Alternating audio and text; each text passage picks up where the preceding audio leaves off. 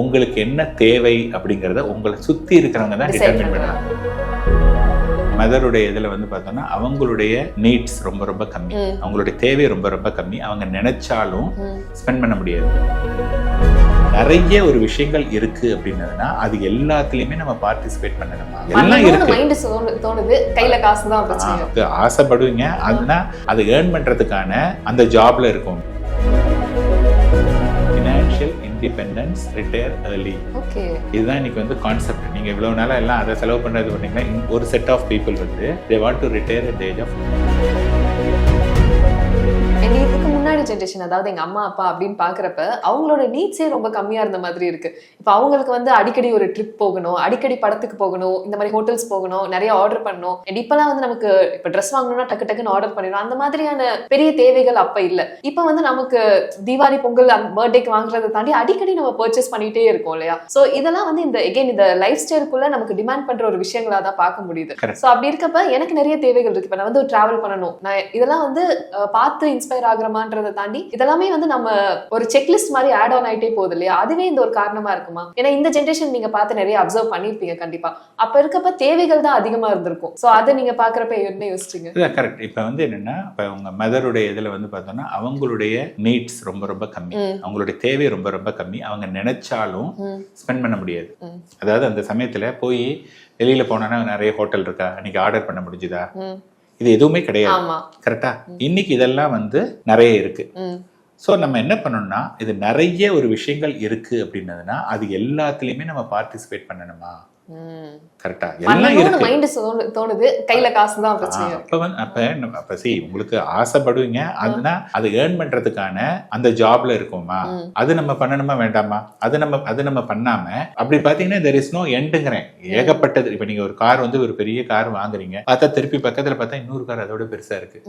So இந்த இவ்வளவு காசு கொடுத்து வாங்கினவனுக்கு சந்தோஷம் இல்ல, ஏன்னா அதை விட இன்னொரு பெரிய கார் ஓட்டிட்டு இருக்கான். திருப்தி ஆக மாட்டாங்க. திருப்தியே சீக்கிரமா இல்ல, திருப்தியே அடையறதே கிடையாது. ஆனா அது ஒரு நல்ல விஷயமா கெட்ட விஷயமா சார்? நமக்கு ஆசை வந்து அதிகமாயிட்டே இருக்கப்ப கோல்ஸும் அதிகமாகும் இல்லையா? இல்ல, அதாவது ஆசை அதிகமா இருக்கிறது ஓகே, பட் அந்த ஆசை அதிகமாகிறதுக்கு ஏத்த மாதிரி நம்ம என்ன எஃபர்ட்ஸ் ஆர் ஆல்சோ இம்பார்ட்டன்ட் இல்லையா? You are only increasing your wishes, புரியுதுங்களா? பட் நான் எஃபர்ட்ஸ் எதுவுமே போடாம வெறும் இன்க்ரீஸ் பண்ணிட்டே இருப்பேன் அப்படின்னதுன்னா அதுல வந்து எந்த பிரயோஜனம் கிடையாது. ஏன்னா பாத்தீங்க அப்படின்னதுன்னா என்னத்தினால ஒரு கோக்குக்கும் பெப்சிக்கும் எதுக்கு அட்வர்டைஸ்மெண்ட் கொடுக்கணும்? எல்லாருக்கும் தெரியும் இல்லையா? பெப்சி கோக்கு தெரியாத அலையிறது இல்லையா?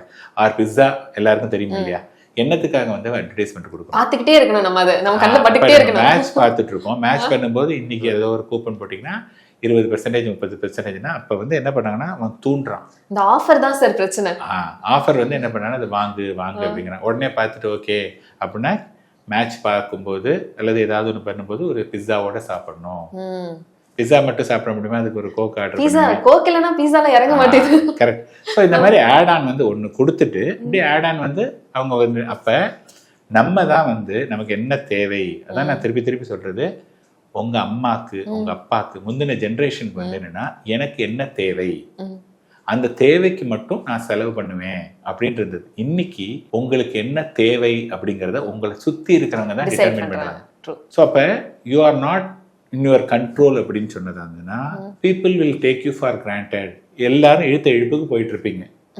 நீங்க இதை வாங்க சொன்னா அங்க போகணும், ஓகே இதுன்னா இது. ஸோ எல்லாருடைய எதுக்கும் நீங்க சொல்லும்போது அப்புறம் கடைசியில பாருப்பா எல்லாரும் இது பண்ணிட்டு இருக்காங்க, நான் வந்து இது மாதிரி பேலன்ஸ் மட்டும் அப்படியே இருக்கே.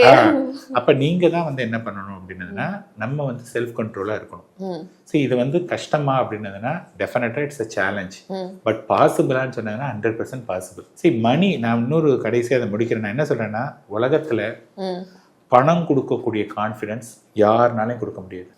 அதுக்காக பணம் வேணும். பணம் இல்லை, வெறும் கடன் தான் இருக்குன்னா where you will get confidence. Confidence இல்லைன்னா உங்களால எங்கேயுமே லைஃப்ல மேலேயே ஒன்றுக்கே வர முடியாது. Day to day life itself is a challenge.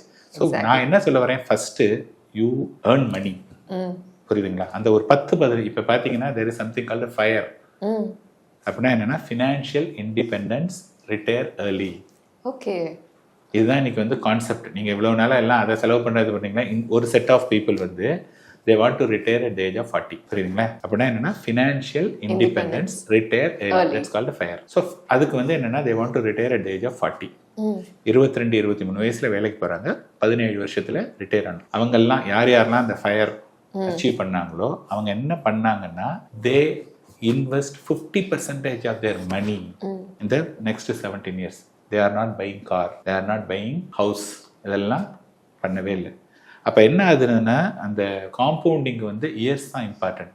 So they started early, they are allowing the money to compound for the 18 years. அப்போ அவங்களுக்கு நிறைய மணி வந்துருச்சு. பிடிச்ச விஷயத்துக்கு நான் ஓகேப்பா இவ்வளோ நாளாக பிடிச்ச விஷயம் அல்லது ஓகே கைண்ட் ஆஃப் ஜாப் பண்ணியாச்சு, இனிமே நான் சுதந்திர பறவை, நான் என்ன வேணாலும் பண்ணலாம், என்ன பண்ணாலும் எனக்கு வந்து பேக் பேலன்ஸ் இருக்கு, கான்ஃபிடன்ஸ். இப்ப பாத்தீங்கன்னா ஸ்கூல்ல படிக்கும்போது சில குழந்தைங்க வந்து ஐயோ நம்ம படிக்கணும் படிக்கணும் விளையாட போக சினிமா பார்க்காம எல்லாம் இருக்கிற பசங்க இருக்காங்க. இன்னொன்னு வந்து படிக்காது எல்லாம் சுத்திட்டே இருக்கும். நீங்க லேட்டர் வந்து ஒரு 20 வருஷம் கழிச்சு பார்த்தா எந்த குழந்தை வந்து நல்ல நிலைமையில இருக்கு? ஆப்வியஸ்லி படிச்சுட்டு இருந்த குழந்தை தான். அந்த படிக்காத குழந்தை வந்து எப்ப பார்த்தாலும் சஃபர் பண்றாங்க. அப்ப இனிஷியல் பீரியட்ல you have to undergo the pain. பெயினை வந்து அண்டர்கோ பண்ணாதான் you will get the gain. எடுத்த உடனே நான் வந்து கெயின்னா லைஃப் லாங்கா பெயின் தான் இருக்கும். Super sir. அதாவது எந்த அளவுக்கு ஒரு கண்ட்ரோல் இருந்தா நமக்கு அது கேஷ், கான்ஃபிடன்ஸ் இது எல்லாமே வந்துரும்ன்றத ரொம்ப அழகா சொன்னீங்க. கண்டிப்பா ஒரு ஐ ஓப்பனிங்கா இருந்திருக்கும்னு நினைக்கிறேன். Thank you so much. தேங்க்யூ.